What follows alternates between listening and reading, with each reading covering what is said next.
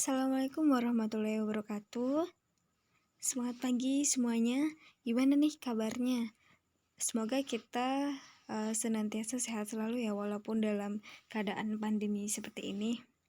Baik, hari ini kita akan belajar tentang prakarya dan kewirausahaan. Materinya adalah kerajinan. Bab wirausaha kerajinan dari bahan limbah berbentuk bangun datar. Baik, kita langsung aja dengan kata kerajinan gitu ya. Kerajinan itu sebenarnya sudah ada dari zaman dulu sekali, dari zaman purba manusia sebelum mengenal aksara. Jadi pada zaman praaksara mereka itu sudah mengenal yang namanya kerajinan.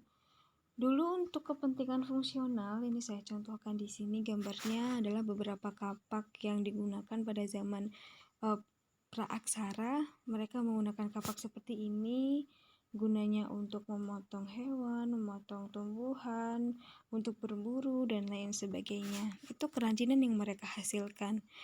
Lalu lama-lama kepentingan fungsional ini berubah menjadi kepentingan estetis. Jadi bukan hanya memiliki nilai guna, tapi juga memiliki nilai keindahan. Seperti sekarang ya, ada ukiran kayu, ada anyaman, ada wayang, juga ada batik yang identik sekali dengan kerajinan-kerajinan yang ada di Indonesia sendiri. Nah, karena Indonesia itu merupakan negara yang kaya akan perbedaan gitu ya, jadi masing-masing daerah kita itu punya identik seni atau kerajinan identik itu. Misalkan kita lihat ukir kayu identiknya dengan daerah Jepara yang punya ukiran kayu yang bagus gitu ya. Juga wayang gitu yang identik dengan masyarakat Jawa dengan cerita-cerita wayangnya. Oke. Nah, modernisasi sekarang itu menghasilkan banyak sekali sampah. Sampahnya berasal dari mana? Ada yang berasal dari industri, ada juga yang berasal dari rumah tangga kita. Bahkan di sekitar kita pun tuh banyak banget ya. Kita saja sendiri itu bisa menghasilkan sampah yang cukup besar kalau kita menghitungnya, mengkalkulasikannya itu dengan benar gitu. Satu hari kita beli jajan katakanlah pakai plastik, kita beli kemana-mana pakai kresek juga. Jadi kita itu menghasilkan sampah yang cukup besar. Nah, akhirnya dari sampah-sampah ini yang kita kenal dengan limbah ini bisa nih kita jadikan sebuah kerajinan yang mempunyai nilai guna dan mempunyai nilai keindahan. Bahkan kita juga bisa berwirausaha nih dari kerajinan limbah ini. Nah, ini adalah bahasan yang mau kita bahas dalam materi kerajinan dari wirausaha berbahan limbah ini. Lebih spesifik lagi, limbah yang berbentuk bangun datar apa sih? Yaitu limbah yang berbentuk bangun berdimensi 2, yaitu bahan limbah yang memiliki sisi panjang dan lebar sehingga tidak mempunyai ruang. Jadi dia nggak punya sebuah ruangan gitu dalam bentuknya, seperti bentuk lingkaran, bentuk segitiga, dan bentuk persegi. Mereka nggak punya ruang di dalamnya, nggak seperti bola. Saya contohkan bola ya, bola kan di dalamnya itu kan ada ruangan ya. Bedanya dengan lingkaran apa? Beda, karena lingkaran itu hanyalah sebuah gambar lingkaran datar gitu, tidak ada isinya gitu. Nah, ini adalah bab yang mau kita pelajari selama kurang lebih setengah semester ini. Yang pertama adalah perencanaan usaha, sistem produksi, perhitungan titik impas atau break-even point, strategi promosi produk, dan laporan kegiatan usaha. Kita masuk ke poin pertama tentang perencanaan usaha. Ada beberapa hal yang perlu kita lakukan dalam perencanaan usaha. Yang pertama adalah menentukan ide dan peluang usaha. Ini adalah hal yang penting sekali untuk kita lakukan dalam perencanaan usaha. Karena kalau idenya nggak kreatif, idenya nggak inovatif, ya kita nggak akan bisa masuk ke pasaran gitu. Apalagi ternyata peluang usahanya itu hanya sedikit. Ya maka kita akan berkembang, usaha kita itu akan susah. Nah ini yang menjadi poin penting dalam sebuah perencanaan usaha. Karena dalam ide dan peluang usaha ini kita bisa nih meneliti dulu, kita survei dulu nih seberapa luas sih usaha kita, terus bentuk usaha yang diinginkan dalam masyarakat itu apa, jenis usahanya apa. Kita perlu informasi-informasi usaha yang sedang booming atau yang dibutuhkan oleh masyarakat. Pemetaan usahanya juga penting, dan gak kalah pentingnya adalah analisis SWOT. Apa itu analisis SWOT? Jadi kita mencari S-nya adalah strength, kekuatan. Apa kekuatan dari usaha kita? Kemudian weakness, yaitu kelemahan. Dan ada opportunity, kesempatan atau peluangnya seperti apa, dan threat adalah ancaman. Bagaimana semua dari SWOT ini dalam usaha kita. Ini penting sekali untuk dalam merencanakan sebuah usaha. Kita analisis dulu SWOT-nya itu seperti apa. Dan yang kedua adalah sumber daya yang dibutuhkan. Ada manusia, sumber daya manusianya. Siapa sih yang kita butuhkan gitu? Manusia-manusia yang dari kalangan mana gitu? Kan banyak kan kalangan manusia. Ada yang basicnya itu adalah marketing, terus juga ada yang pendidik, ada juga yang konsumen dan lain sebagainya. Nah, mana nih yang kita pentingkan gitu dalam usaha kita. Kemudian uang, iyalah ya, kita tahu sendiri bahwa dalam membentuk sebuah usaha, uang itu adalah sumber daya yang butuh gitu buat kita bisa berkembang usahanya mau sebesar apa, itu berdasarkan dari uang juga. Kemudian material atau secara fisik, bahan-bahannya kita ambil dari mana, kita juga perlu untuk merencanakan itu. Teknologinya, apalagi sekarang teknologi sudah semakin canggih, maka kita juga perlu merencanakan setidaknya kita mau pakai teknologi apa ya dalam usaha kita gitu. Dan metodenya dengan cara apa, ini juga penting banget nih. Dan yang gak kalah penting adalah pasar atau marketnya kita mau target pasarnya kita itu siapa, dan dengan cara apa mau kita lakukan strateginya. Ya, itu dari sumber daya yang dibutuhkan. Dan perencanaan yang ketiga adalah perencanaan administrasi.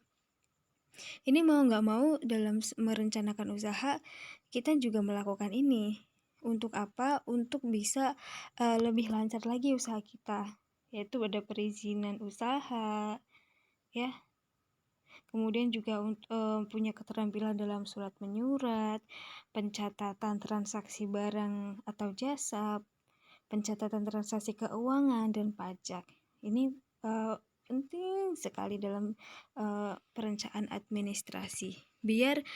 Biar usaha kita itu tercatat gitu, kita barang masuknya itu berapa, kemudian transaksi uangnya berapa, kredit debitnya seberapa, itu penting. Dan perencanaan yang keempat adalah perencana pemasaran. Seorang wirausaha itu sebelumnya belajar dulu nih tentang seni menjual itu seperti apa. Biasanya kita kenal dengan mental penjual dulu ya, yang paling basic. Jadi seorang usaha yang sukses, dia mempunyai mental yang berani, bisa dikatakan seperti itu, juga pantang menyerah, pekerja keras, dan lain sebagainya. Ada banyak contoh-contoh tentang para penjual ya, para wirausaha yang sukses, terutama dia mempunyai mental yang kuat. Kemudian kita juga bisa melihat, menetapkan harga jualnya mau seberapa. Ini juga bergantung sama sasaran kita atau target marketing kita itu siapa. Misalkan target marketing kita, anak usia remaja gitu yang masih sekolah, maka ya kita nggak bisa menjual, ya mungkin bisa sih menjual dengan harga tinggi, tapi lagi-lagi targetnya kita itu kan remaja yang mereka tidak, mempunyai penghasilan sendiri. Maka, harganya bisa disesuaikan tuh, tidak terlalu mahal, sesuai dengan, kantongnya mereka. Lalu yang selanjutnya adalah menganalisis kepuasan pelanggan. Nah, ini biasanya untuk evaluasi dari usaha kita bisa dengan membuat kotak saran. Kira-kira misalkan nih kalau misalkan di bidang kuliner, maka bisa dikasih kotak saran gitu, kertas gimana nih, enak atau enggak, kurang apa nih, kayak gitu. Jadi memberikan saran-saran atau masukan bagi usaha kita. Atau bisa juga sebelum kita menjual gitu ya, kita uji coba dulu nih ke sahabat kita, ke tetangga kita tentang produk yang mau kita jual. Dan yang selanjutnya adalah promosi. Nah, ini promosi juga menjadi poin yang menurut saya adalah sangat penting. Karena dari promosi ini kita bisa menyebarluaskan gitu promosi tentang usaha kita. Rencananya mau promosi di mana? Ataukah di medsos? Apakah udah cukup? Atau perlu di e-commerce? Atau bisa juga dengan tetangga-tetangga gitu. Nah, disesuaikan promosinya itu mau seperti apa, kita juga bisa berencana dulu nih dalam usaha. Nah, itu adalah beberapa poin dalam perencanaan usaha.